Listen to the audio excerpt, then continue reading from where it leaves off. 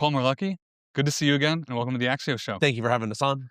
You are the founder and figurehead of Anduril Industries, among the splashiest, fastest growing, most pro-autonomy and polarizing defense contractors on the planet, I would hazard. Wow, 7 descriptors. Yes, I'm big on adjectives. You have your haters, and you have your hot takes, so I'd like to lean into both if you're game. I am always game to lean into the things that make me polarizing. Fantastic. Describe for me Anduril in one quick sentence. Anduril is a defense product company that spends its own money designing, developing, and shipping tools that will save taxpayers hundreds of billions of dollars a year as we make tens of billions of dollars a year someday. Someday. We're not there yet. Describe to me the culture in one word. Effective. Why? Almost everything that we have here is oriented around what type of competence will lead to actually delivering things that actually work with the customer on a timeline that is relevant. So you're balancing, like, I could say, oh, we're focused on affordability, or we're focused on timelines. But the reality is all of these things interplay with each other. They're often opposed with each other, and it really just comes down to we need to build tools that are effective. And sometimes something needs to come now rather than later to be effective. Sometimes it needs to be higher capability to be effective or not. Sometimes if it's not cheap enough to buy in scale that matters, then it's not effective. So I would say we have a pretty strong culture here. We're about 20% veterans here. People are very close to the customers. They're very close to the deployments. And they understand, I think, a lot better than a lot of other companies, how the military is truly using our tools. We have people who are forward deployed. We have people who are overseas in the Middle East right now. We've had people who are in Ukraine since the second week of the war. And so I think we have a very good understanding of what it takes to be effective with our customers. And if we don't, we develop it. Like if we go and we learn that we are screwing it up, we put our own resources into fixing it. So look, you gave me one word. So if I'm going to pick this one word, I'd say the culture is around being effective, even when sometimes it is not, for example, fiscally disciplined, or when it is not responsible, or it's a different question. To zoom out on effective, where in the world have you been effective? Is that Ukraine with drones? Is that Australia with Ghost Shark? Is that the Middle East? So we've been effective in a lot of places, and of course we've had bouts where it was ineffective. Like I'd say we've been very effective in the Middle East right now. We've also had challenges in the past, and then we've surged resources to get that fixed, which is one of the reasons that things are working right now. But I think we've been effective in Ukraine. Australia, we're really just beginning to deliver there, right? We've built a factory there. We've hired a large team there. We've developed this Ghost Shark program with them, building robotic submarines at a very large scale very quickly. We delivered the first submarine a year ahead of schedule. I don't know if I would say that's like effective yet, because Australia is not fighting anybody right now, and I think they hope to keep it that way. So it's hard to prove, but I think Ukraine, Taiwan, certainly the United States, we've proven that we are effective a number of times. What do you have in operation in the Middle East right now? That is like the one question I probably can't answer in detail. I can say, of course, we're involved. Of course, we work with a lot of the customers that are on footprints all over the Middle East.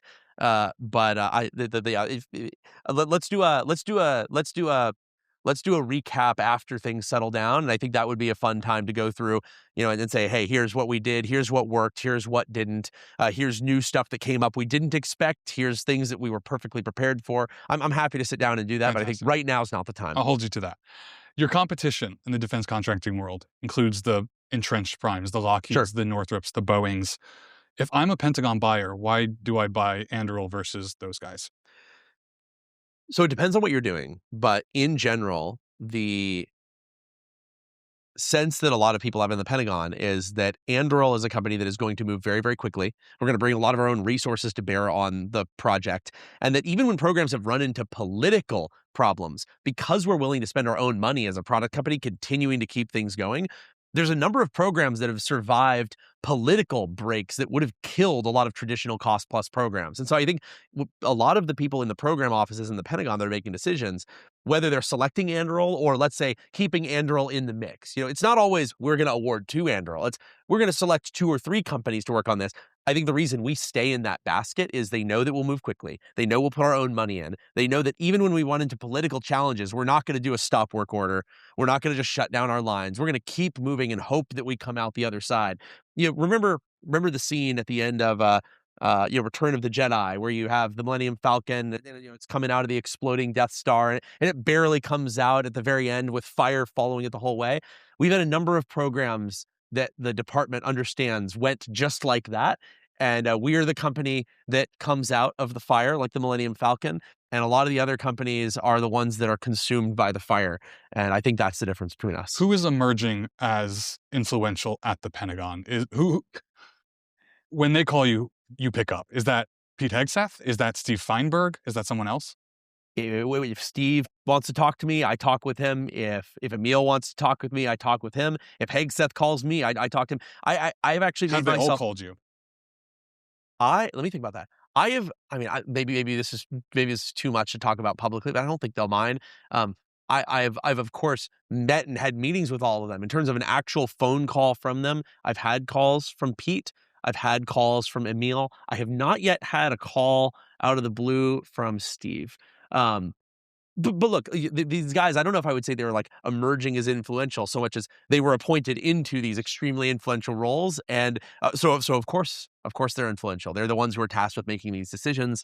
From what I understand, they're running this whole organization a little differently than people have run in the past. It's not just me getting the call, I guess would be my point. Yeah. I think that they're calling up lots of other people. And by the way, the calls are not necessarily, hey, I've got good news for you. There's also a lot of, hey, you need to fix your shit on X, Y, and Z. Like the RTX tweet we saw from the president. I think that is exactly how this whole department is being run right now. Like, that's the president By doing Twitter it or by... That's the president doing it in public, but I think that you have a lot of this pressure from the department as well. They're learning that the best way to fix these problems is to be very, very honest and open about it and not filter it through, let's say a program review that comes out months later that concludes with like performance unsatisfactory. You want to put pressure on people early enough that they can actually course correct and adapt. And so I very much appreciate all of this. To be honest, even talking with I want to say competitors, but remember, we also collaborate with companies like Raytheon and Northrop and Lockheed. In fact, we're teamed up on certain programs. So I guess my colleagues, in my conversations with my colleagues there, they actually appreciate this as well. They probably don't like being slammed in the press, or on Truth Social. But they do appreciate the early feedback from senior leaders on what they're getting wrong and what they're getting right, because they have the ability to course correct. You, Alex Karp at Palantir, Elon Musk, you all have a distinct style, a distinct tact. And you've described it in the past as a bit of a caricature. Do you need to be a bit of a caricature to run a successful defense company these days? No. Some of the most successful defense companies I know are run by very competent operators. They're the most straight-laced guys you've ever seen. If you set us side by side, we'd look like a Japanese comedy duo, the straight man and the funny man playing off of each other. I don't think you need to be a larger-than-life character. I think that what you see is the larger-than-life characters are the ones that get the retweets or the retruths. And the straight players typically don't. But that's also not what makes a company successful. I know a lot of people who are they don't maybe get as many likes as I get on Twitter, now X, but they are still running very effective defense companies. Is that also a measure of public affairs and messaging and kind of marketing? I would say marketing to our customers is mostly in terms of the quality of our products. It's a lot of it is G to G, government to government interactions. Like, the best thing I have for sales and marketing is someone telling somebody else, this is how this Anduril system worked. They were able to move super fast and they got this problem. Or China came out of nowhere with this crazy new capability that we saw that Russia now has, and they were able to fix it, push an update in the field to fix. Like, that's really good. To be honest, the marketing that you see like on Twitter, it's primarily a recruiting engine. Like, I'm not marketing to necessarily the guy who's buying my system. Like, he's not the one who's, checking out the hot takes. But for recruiting, it's helpful. Like, Anduril being out there and having a position, for example, on who should have the final call on how to use autonomous weapons, or being out there and having an opinion on what good manufacturing looks like, we are attracting the right people and I think repelling the wrong people. And that's our company. Our company probably wouldn't have gotten a lot of our best talent if we weren't out there in that way. Do you think your bluntness comes across as rude or off-putting? I think to certain people, it definitely does. Who are those people? What are they like? Ordinary people who, there's people that you'll just like vibe with and you'll get along with really well. And maybe with certain friends, you're very, very blunt. And then people who like that bluntness are more likely to become your friends. I think that's kind of how it works. I wouldn't say that people who don't like bluntness are bad people. Like I'll give you a straight answer. The Japanese. The Japanese do not value the same cultural things that the United States does, and so I have to admit, I normally am myself, Yeah. and I normally do not like to try to be somebody else. But if you're in Japan, you do need to realize that there are different cultural norms, and you need to interact in a different cultural context. I learned that not at Anduril, but at Oculus, where we worked with lots of Japanese video game developers, lots of video game publishers. You cannot go in and be like, if you think I'm a caricature of an American technology entrepreneur, imagine how that looks on their end. Like it's not just like a caricature. It's like a surrealist comedy. Do you have to tone it down when you're trying to sell to the Japanese military, for example? I think it's yes. Like here, shake my hand. No, too strong. Oh. There we go. That's like a good Japanese handshake. It's just a different cultural context, and so you have to adjust to meet them where they are. And interestingly enough, they try to meet us in the middle too. They think they're coming in and they'll have the meeting that for them is the craziest meeting ever, and for a typical American company, it's a lot less. What's the most badass thing Anduril has built? I'm supposed to love all my children equally. Everyone has a favorite child. Everyone. It's true. The science bears it out. I think the coolest thing, there's a bit of recency bias here, but I think that the coolest thing that we've built in my mind right now is Fury, which is the FQ-44. It's an autonomous fighter jet for the United States Air Force. It is, we were competing with a lot of the big guys, and to go toe to toe with them and then get selected by the Air Force to deliver these prototypes to them was just the coolest thing ever, because I don't want to put down the other things that we built. Like, I have a lot of other favorites that I really like. I love Roadrunner, and I love EagleEye, our heads-up display systems, and I love our robotic submarines, and I love Ghost, and I love some other things I can't talk about. Only about half of our products are public, which is another thing that makes this difficult. But Fury was one where we went toe-to-toe with the big guys for their bread and butter, not like a side thing that they're not interested in, and we won. And that, to me, was very gratifying for me, for the team working on the product, for all the other teams building mission systems and support stuff that went on the product, the people building the buildings that are being used to build the product. I think that is one that everyone's still riding a bit of an emotional high on. What if the Air Force picks General Atomics? What happens to Anduril? What happens? I mean, we'll be fine. When you run a company like this, the way to think of it is like flipping coins.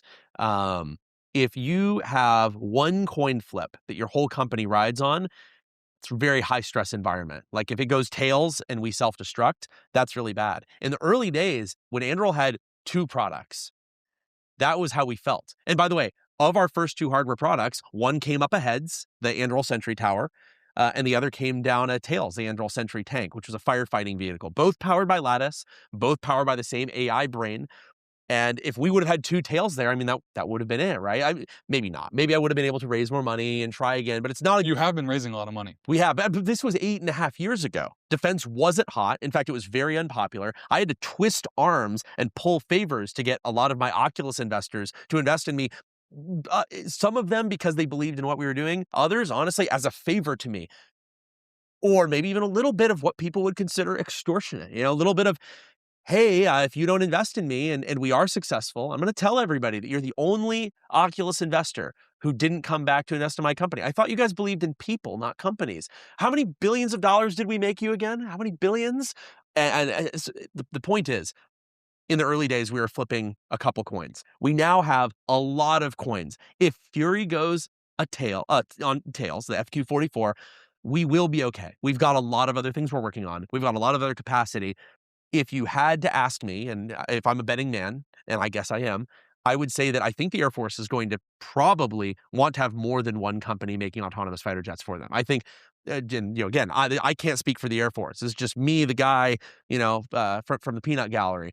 I think that it's very likely that they would carry General Atomics and Anduril, if not more, into production so that they can continuously compete us against each other. Why give a monopoly to somebody on something if you're able to have them continuously at each other's throats for margins, for performance, for upgrades? If I were president of the United States, I'd want to have parallel source and dual source minimum on everything that I'm doing, because now you get the power of the American free markets, of the capital markets, basically just running at each other continuously across every problem the DoD is doing. I would love to have multiple vendors of nuclear submarines, multiple vendors of aircraft carriers, and I want to leverage private capital so that eventually you might have as much private capital going into these problems as public capital, taxpayer dollars. What won't you build? What's your red line? What wouldn't I build?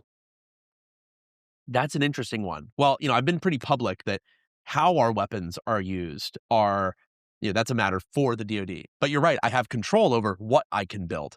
There's things that I could say, for example, that's a power too great for any man. Nuclear weapons? I would definitely build nuclear weapons. I would build fission weapons. I would build fusion weapons. I think that nuclear weapons have been one of the most stabilizing forces in history ever. Now, granted, we're only about half a century into that experiment, so there's time for me to be wrong. But we've seen, I think, really large scale, true, like total war seems off the table between superpowers.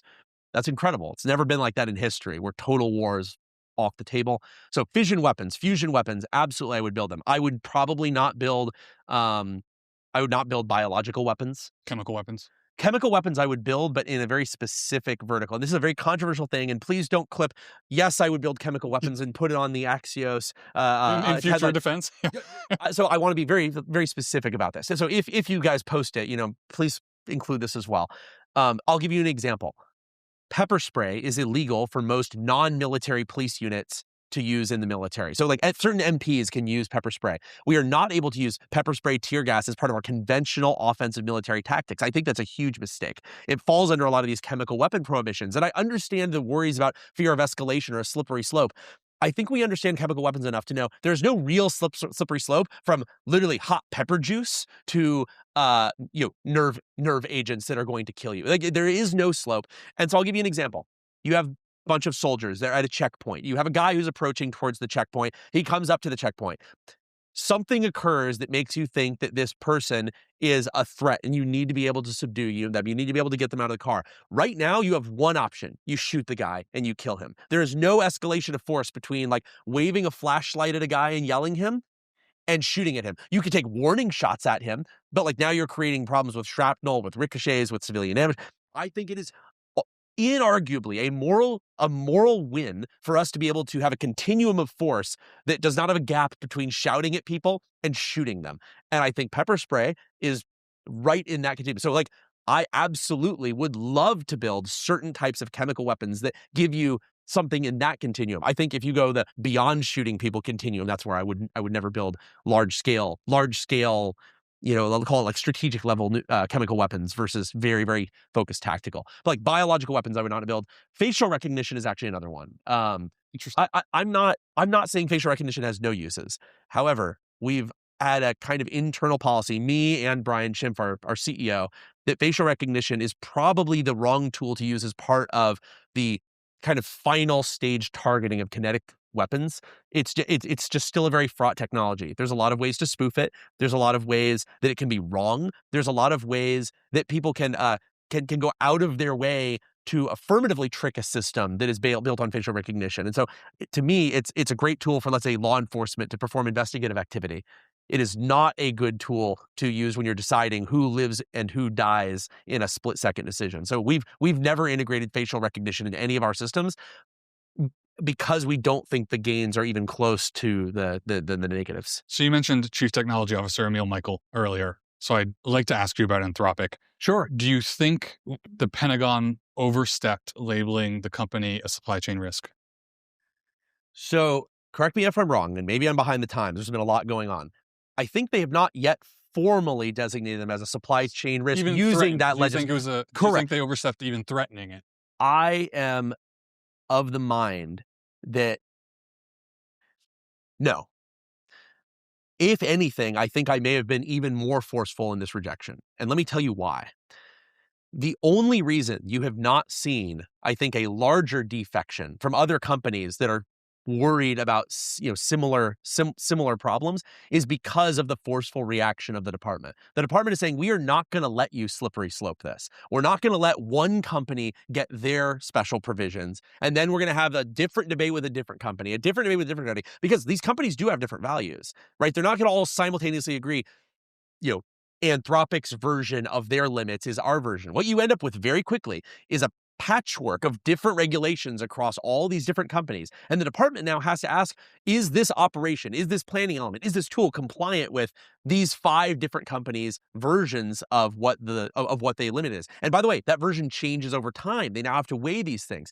Let's set aside the Anthropic was saying it's about offensive autonomous weapons with no human in the loop, or about mass surveillance. There's a lot of questions there, like, okay, what defines offensive? What defines no human in the loop? What defines weapon? What defines use, right? And I know this sounds a little bit like a, Bill Clinton, depends on what the definition of is thing, but these things really do matter. Imagine if it was something even more simple.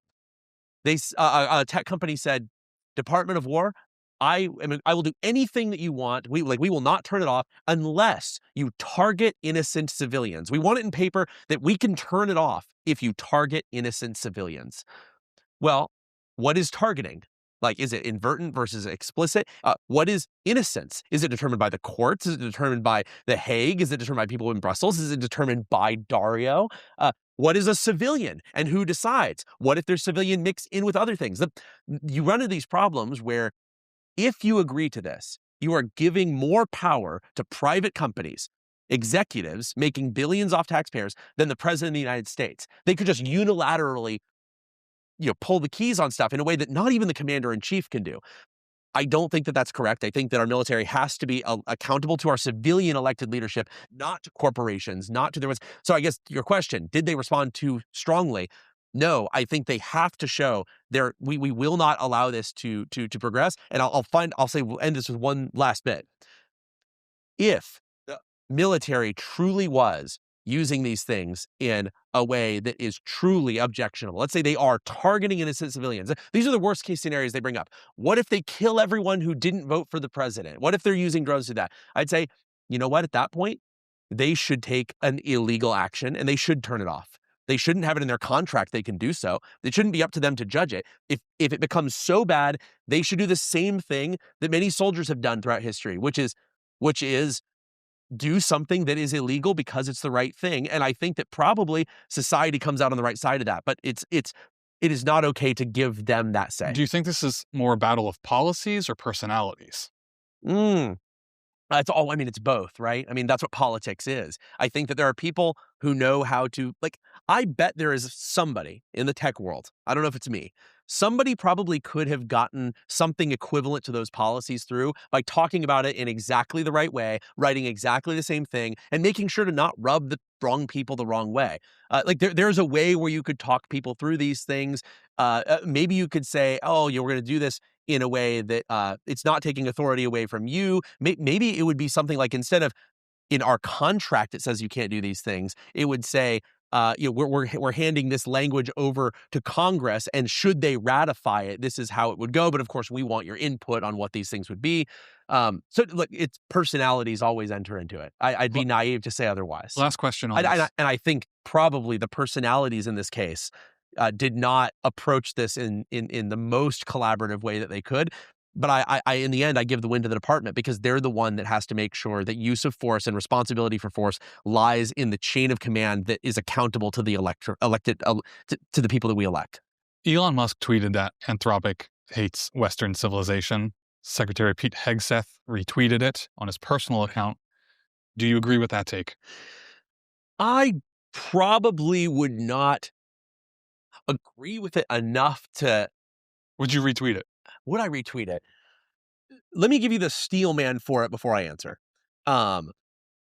It depends on how much you know about somebody. So I know people in Anthropic who are patriotic Americans, and they do absolutely support the United States having a stronger military than our adversaries. They support ideas like freedom of expression, freedom to self-determine, freedom of association. And so it's hard for me to say Anthropic hates Western civilization. What is Anthropic? Is it the people? Is it the policy top? But here's the steel man for why somebody might believe that they would. Remember that Anthropic had in their constitution for Claude, you may have seen do you know what I'm talking about? Yes. Yes. Yeah, where it says something like, generate the response that is least offensive to non-Western cultural sensibilities. Generate a response that does not conflict with positions contrary to typical Western supremacy ideals of cultural imperialism. You've seen what it's like. It's like 10 prompts in that. I think it's really easy to look at that and say, okay, they built a tool that inherently takes the counter-Western position, the anti-Western position. You can say anything that offends Western sensibilities, nothing that would offend people who are outside of that cultural system. And so you say, well, wait, what are Western sensibilities? I mean, you're talking about, again, freedom of speech, freedom to self-govern, freedom of association. And I think it's actually pretty reasonable to say, okay, a company that had their internal constitution for their core product is clearly anti-Western. I'm not taking moral judgment on that, but it was clearly anti-Western. Is it reasonable to say that that company is not aligned with the West? Absolutely. Does it mean they hate the West? Maybe not. For example, you could say, well, it's actually that they were afraid of bad press. They're afraid of social justice warriors. They're all in San Francisco, and this was they were all just kind of lost sight of reality for a little while. So I probably wouldn't retweet it, but I think it's either. I didn't retweet it, but I think like if me and Pete were debating it right here, I think that he would probably say, Palmer, their core product literally is anti-Western, and then another person would say, but Pete, they removed that from their constitution months ago, and someone can reasonably say, okay, but did they remove it because they don't believe it, or did they remove it because they realize this is an extremely bad position for basically any American looking in? This isn't a DoD thing. Like, I bet most Americans, you're like, hey, what do you think about this AI constitution that says to, make sure it never says anything that might offend anybody who doesn't believe in Western principles and does not value these Western principles at all? Do you think most Americans are worried about this Anthropic Pentagon feud, or is that in our little defense bubble? I think that I think it's a defense and politics bubble. I think if you were to go to the beach, in South Carolina and ask a bunch of people, what do you think about this Anthropic deal? They'd be like, what? You'd be like, Anthropic, the AI company? They'd say, what? I mean, like, this is very much a little bit of a tempest in a teacup. It just happens to be of great importance for the future of our nation. Another hot topic, Iran. Sure. If you look back at Iran 2026 right now, Epic Fury, yeah, as you've looked back at previous Middle East interventions, what would you say is going wrong now, could go wrong now?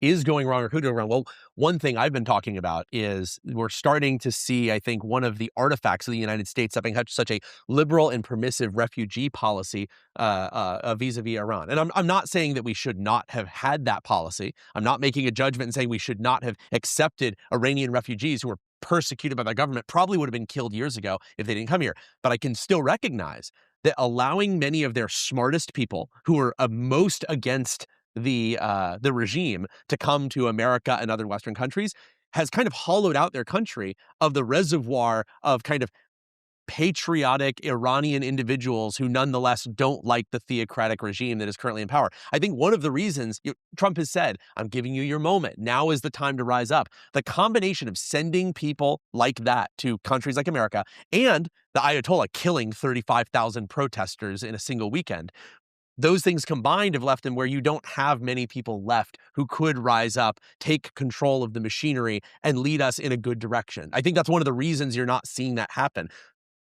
And so that's something that I think will continue to go wrong. Does that then require boots on the ground from the U.S. to solve this? Geez, I hope not. I don't think the United States has the political will to do it, whether it's good or bad. I've been saying this for years. I think after our adventures in the Middle East of the last couple decades have robbed America of its ability to sustain a boots on the ground campaign. I think that what Trump's doing, like, whether it's in Venezuela or Iran, it's a totally new type of warfare. But I think it's born of strategic realities, right? Like, we do not have it in us to do this for good reasons or bad. I don't think that we're ready to go fight, let's say, World War II for the right reasons, much less reasons that not everyone agrees with. I think that we don't have another D-Day in us right now, and I think that's actually a bit of a problem. I think that it means that even in a very important fight, we might not show up. But it's one of the reasons I've been saying the United States probably needs to transition from being the world police to being the world gun store. We need to give the people that work with us, who have a stronger stake in these interests than even we do, the tools that they need to defend themselves and hopefully align with U.S. interests. I don't think it's going to go to boots on the ground. Maybe I'll be eating my words in a week, but I don't think that we have it in us. So Trump ran as a bit of an anti-war president. Some in MAGA. And he did that even in the first one. Remember when Hillary Clinton was running and saying she would enforce a no-fly zone in Syria, and you had Trump saying, they say, well, what would you do, Mr. President, if you were president? He said, well, I wouldn't start World War III. And I have to admit that resonated with me. I was like, you know what? That's probably the right attitude in terms of not starting wars needlessly, not expending munitions and arms and industrial capacity. That we need to fight more important wars than that particular issue. Is the Iran war an important one? So here's the thing: I'm not in the Gang of Eight. I haven't seen the briefing that people saw. So far, you've had people saying, and whether it's Secretary Rubio or other people in Congress who were briefed, that there was an imminent threat to the United States, to not just servicemen, but also civilians. It seems to be, this is not necessarily based on the briefing, but things have leaked out, is we now know that Israel was planning a preemptive strike because they believed that if they did not, there was going to be a large-scale attack on Israel. And so it becomes one of those things where I don't have enough information to say. I think that probably we'll find out in the long run if this is as justified as it seems to the administration. And this aligns with what I've also been saying, is like, this is why decisions like this cannot be up to corporate executives. Like, we cannot allow military policy to be controlled by a corporatocracy, because we won't necessarily have all that information. And can you imagine a world where, like, the president and his secretaries have to brief like 20 CEOs? Okay, corporate overlords. Here's why we're going to be attacking Iran. Here's what we're going to be doing. If we don't do it, there's this many people are going to die. Are you guys willing to make some money on this or not? Let us know, and we'll get to it or not. Like, that would be a crazy situation. But based on what I know, if it is true that there was going to be an imminent attack on the United States, not just military members, but also civilians, I think that it seems very reasonable. And the steel man I've heard is Iran's ballistic missile capacity had taken a huge turn up, right? They had built these new facilities. But couldn't reach America. So not necessarily America, but still lots of U.S. interests in the region, still lots of U.S. allies. And of course, we have dozens of bases in the region. I think the steel man for this is China had provided Iran with manufacturing equipment and manufacturing expertise that had caused a steep curve upwards in their ballistic missile production capacity, and that they were only a few months into that production capacity. If you allowed them to continue that for even 2 years, they would build an arsenal that is so vast that we could never afford to take action. They could build nuclear weapons with impunity. They could strike U.S. or allied bases with impunity, and we just wouldn't be able to do anything. This is like the North Korea scenario. North Korea has so much artillery built up in the hills that we really can't even dream of doing anything against them, right? They build nukes. We can't do anything about it because they're going to pound Seoul into pieces with weapons from 50 years ago. And so I think the steel man is, we could not let the Iran situation turn into North Korea on steroids. What needs to happen before Anduril goes public? Word on the street is that you're raising $4 billion at $60 billion. We reported that the other day. I can tell you that that's not quite right, but I will tell you also that we are basically continuously raising, talking to investors. As long as there are things that we think we can private capital to work on, building better tools, building better capacity, we're going to do it. Like our last round, we raised, how much did we raise? It was quite a bit of money. I forget. Yeah, billions. It was billions of dollars. We put most of that money into building Arsenal 1, which is this 5 million square foot production facility to build missiles, fighter jets, air defense systems, all kinds of things at this huge facility. And if we were raising right now, we'd be putting into basically exactly the same thing. So we need to massively scale up our capability. There's a huge number of things that we're making that are extremely relevant, and I cannot wait for the government to come, give me an order, give me money, then start building the factory, then train the people to build it, and then start building. If we do that, we're going to miss a lot of windows. Like, think how stupid I would feel if I won a bunch of contracts to build the things that would deter China from invading Taiwan, and then because it takes 3 years to get them out the door, the war happens. I mean, I would feel like I'd feel like the biggest idiot in history. And luckily, we've got a lot of investors who feel the same way. Last thing I'll say on this is we have investors who are investing in us because they believe in Anduril and they believe that we will become the type of company that can go public. We're going to get our financials in the right shape that we can be a publicly traded company. There's a number of them that is to them that is secondary to wanting us to promote stability, stop a great power conflict with China. And I think they feel that actually investing in Anduril protects other investments that they have, not just in the United States, but around the world. On Arsenal 1, y'all said the production lines could go hot as soon as this July, a few months from now. Actually, they're going live in a matter of weeks. We're ahead of schedule. So I just came back from Ohio. We were doing our final site survey. We have our first main building. So we have our first main building done, about 1 million square feet, and we have the exterior work done on the second building. So that first line is actually going to be coming online in a matter of weeks. What's rolling off that line?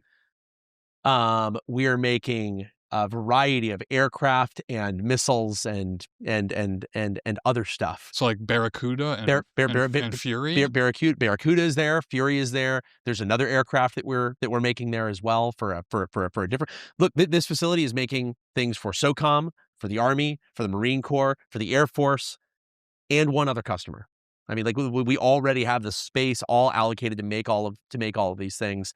It's more slanted towards one customer than another in terms of square footage right now. But yeah, that's coming online in a matter of weeks, and we should be at full scale with that by. It'll probably be Q2 next year. Real quick before a lightning round. Who's ahead in the AI race? U.S., China.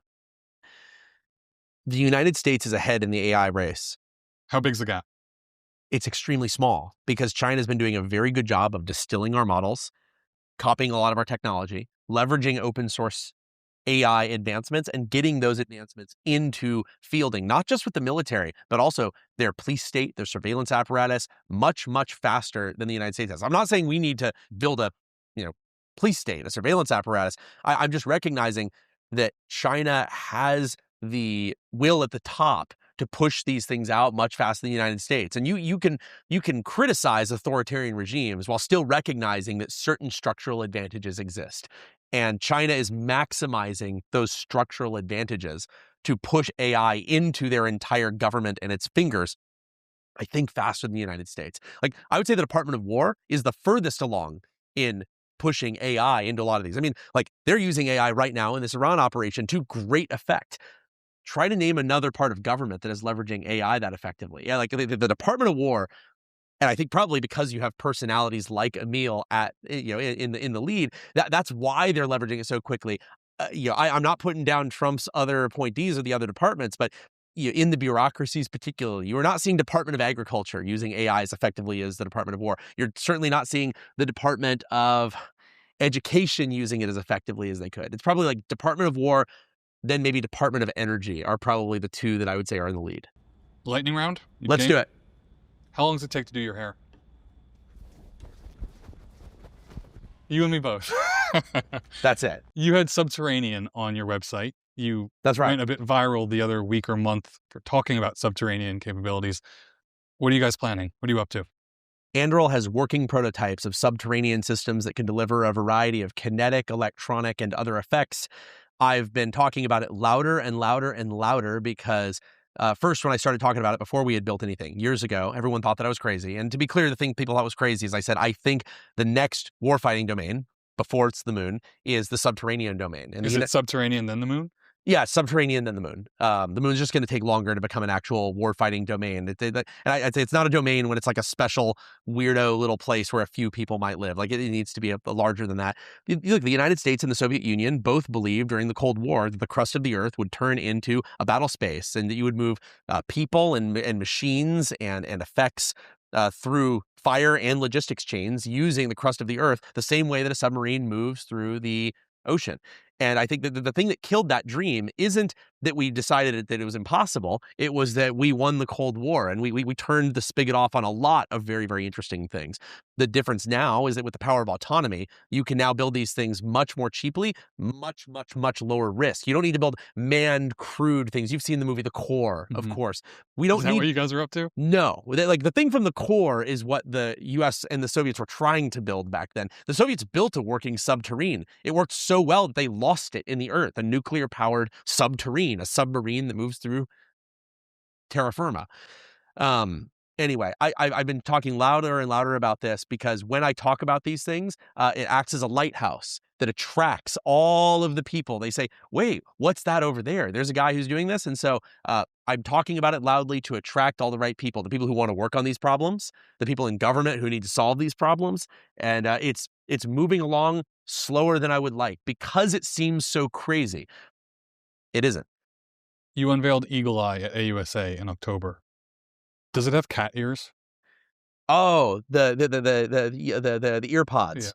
Yeah. So it has modular sensor mounts that allow you to put sensors Have you up here. seen the rumors that those are cat ears? I have seen the rumor, and I have to admit, there may have definitely been some consideration of that. Internally, we actually call them wolf ears. Okay. But the wolf ear modules, if you think about it rationally, here you have all of your hearing protection, you have already a lot of stuff going on. Then you have a rail that's going on here.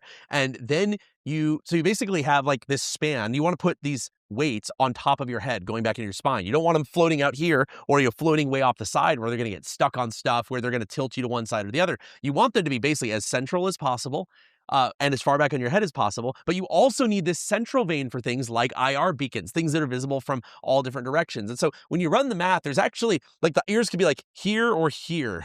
There's actually very little flexibility. And so for people who don't know what we're talking about, our helmet has these pods where I can put different modular sensors on. So I've got my main thermal and night vision and vision enhancement up here. And then up here, I can have, let's say, a long-range thermal sensor or a hyperspectral camera that allows me to see explosive residue on something. But I can have that be modular where I don't have to carry it around on my head all the time. I can carry my hyperspectral camera in my pouch, only use it when I'm actually, let's say, inspecting something for residue. Or maybe one guy in the squad has long-range thermal, another guy has hyperspectral, another guy has a SWIR thing because he's the guy who's marking fires for air support and he needs that in his HUD. It makes these things easier to replace, easier to upgrade, easier to have different roles in the squad with different technological capabilities. But yes, there are people who say that they look like anime girl cat ears, and I will admit that the comparison was made immediately upon converging on that engineering solution. Last two questions. You mentioned before we started, Gavin Newsom saved Anduril. Oh, yes, that's right. And I said, I think he did it without even knowing. This is not to say that Gavin did this because he wasn't even thinking of Anduril. I suspect he was not at all. But the California state legislature passed a bill that was regulating AI. So it made it through the House and it made it through the Senate, and not with a supermajority. So it was not a bill that could not be vetoed. And one of the provisions in the bill said that it was illegal for companies to build products with AI that cause harm to humans, or in fact, that could cause physical harm to humans. This would have been a total prohibition on using artificial intelligence on weapons for the United States military. And I think that this is a terrible thing. It's one of that bill.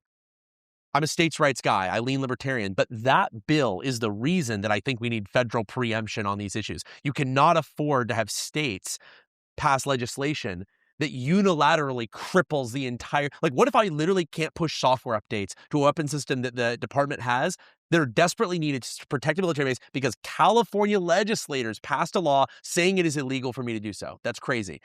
Gavin vetoed the bill. And I'm very, very glad that he did. I think, look. Have you told him this? I have not told him this. If I have the chance, I probably will mention it to him. Look, me and Gavin, we disagree on a lot of things. There's plenty of things that I could criticize Gavin Newsom on. But I will say, on the balance, he is not one of the crazy people, right? You can disagree with him very easily, but he is not someone who wants to tear down capital markets. He does not want to, he does not want our military to be the weakest military in the world. Like, he is generally a sane guy, and apparently more sane than most of our legislators who voted for that bill. I mean, even to say nothing of what it would have done to like the California economy. You basically would have had to have everybody who's doing anything with the department move out, because it's not just weapons companies like Anduril. It's anyone who works with the federal government on these systems would have been hit by this. So, but like, I mean, you remember when there were a lot of state legislators who were telling Elon that he should get out of California and celebrating when he brought all those jobs with him. So there's certain people who I just look, they look at their responsibility to the state very differently than I think most Californians or Americans would. Last question, might be your favorite. Is Yoko Taro the right person to reboot Evangelion? I have a lot of trust in Hideaki Anno and his judgment when it comes to the franchise. And if he believes it is the right choice, and he is notoriously protective of that intellectual property, all the licenses of Evangelion have to be personally approved by him. I think that if he is okay with it, then so too must I. You a NieR fan? No, not really. Palmer, thanks for the time. Thank you so much.